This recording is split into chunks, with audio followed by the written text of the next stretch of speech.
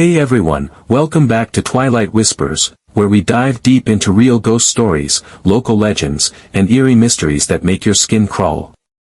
Tonight, I've got a chilling tale that has haunted my family for generations. It's the kind of story that makes you question what we know about death, and what might be watching from the shadows. So grab a blanket, turn off the lights, if you're brave, and let's enter the world of Aunt Joanna, the woman who never really left her home. Who was Aunt Joanna? Before we get to the haunting, let's talk about her, the legend herself, Aunt Joanna Whitmore. Born in 1910, Joanna lived through the Great Depression, 2 world wars, and the rise of electricity in rural America. But even as the world changed, she stayed the same, quiet, peculiar, and always a little off. She married my great-uncle Samuel Whitmore, a stern man from old money. They moved into the Whitmore estate in 1942, a sprawling Victorian mansion hidden deep in the woods of rural New England. But then, Samuel disappeared. One morning in 1947, he left for the general store, and never returned. No body, no note, no crime scene. Just gone. Joanna never remarried. In fact, she rarely left the house after that. Was it grief? Guilt? Or was something far darker keeping her tethered to that home? The house no one wanted. Let's talk about the Whitmore house itself. Built in 1872, the estate had a reputation even before Joanna moved in. Locals whispered about strange lights in the windows and voices echoing from the empty halls. It sat on a foundation of granite, surrounded by gnarled trees that always seemed to lean just a little too close. Even animals avoided it. No birds, no raccoons, not even bugs. And the attic? Sealed shut. Padlocked from the inside. Joanna said it was just where the wind likes to sing. Seriously, who says stuff like that? Growing up with ghost stories. Growing up, Aunt Joanna was like this mythic figure in our family. She didn't come to birthdays. She didn't send Christmas cards. But she always sent one thing, hand-sewn gifts. Tiny dolls. Intricately stitched handkerchiefs. Lace doilies with cryptic patterns. Looking back, it feels like, maybe she was trying to communicate through her sewing. My mom once told me she found a piece of embroidery in our attic, signed only with a stitched J. None of us ever put it there. Was it a prank? Or did something, or someone, deliver it? The night we went in. Fast forward to when I was 15. My cousin Elise and I were the curious, thrill-seeking type, always looking for haunted places to explore. So of course, we dared each other to go inside the Whitmore house on Halloween night. Elise said, 1 hour. I bet you won't last. I said, bet I will. We climbed through a broken window in the kitchen.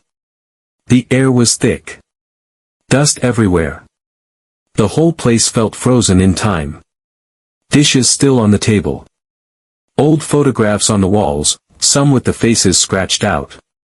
That wasn't even the creepy part, the sound in the attic. We heard it, this faint, rhythmic sound.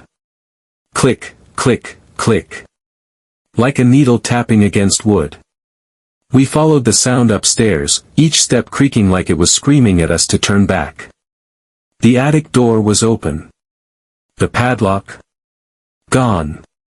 Inside, there was a rocking chair. Moving. Not fast.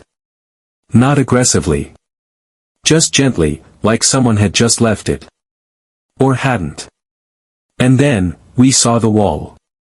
Hundreds of antique sewing needles, arranged in a precise spiral. In the center, a single name. Mine. Sewn into the wallpaper with crimson thread. And that's when we saw her.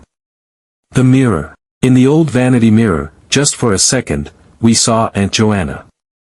Not old. Not alive. Just, there. Transparent. Focused. Sewing.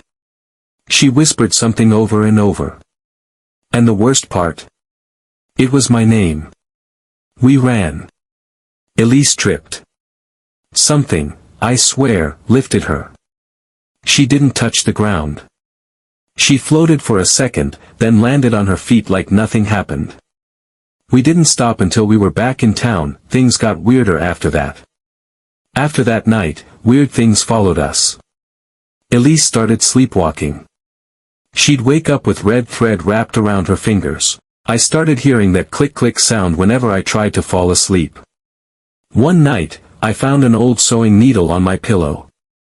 Another time, my name showed up in a fogged mirror.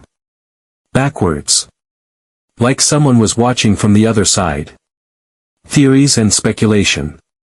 Let's pause for a second. Was Aunt Joanna cursed? Possessed? Or, was she just lonely?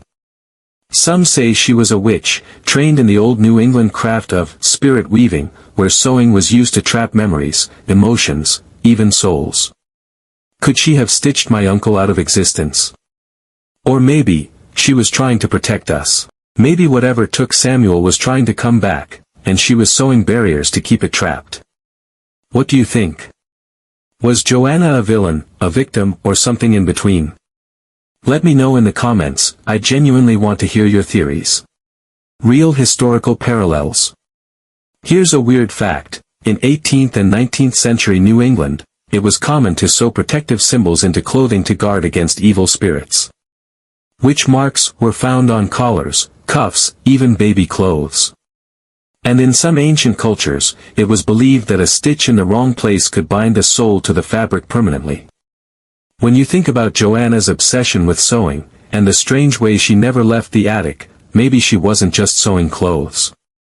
Maybe she was sewing a prison, for herself. Or for something else. The house today. People say the Whitmore house still stands. Barely.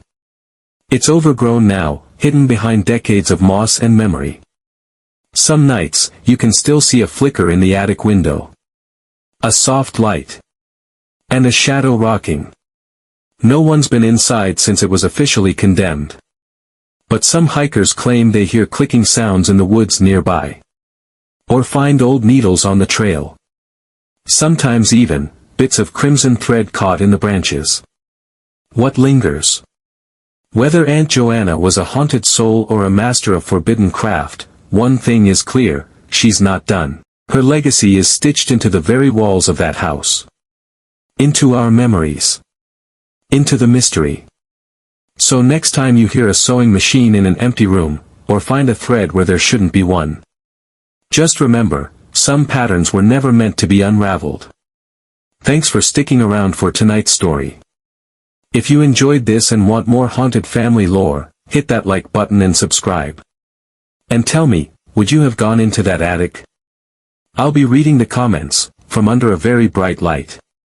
The end, or is it?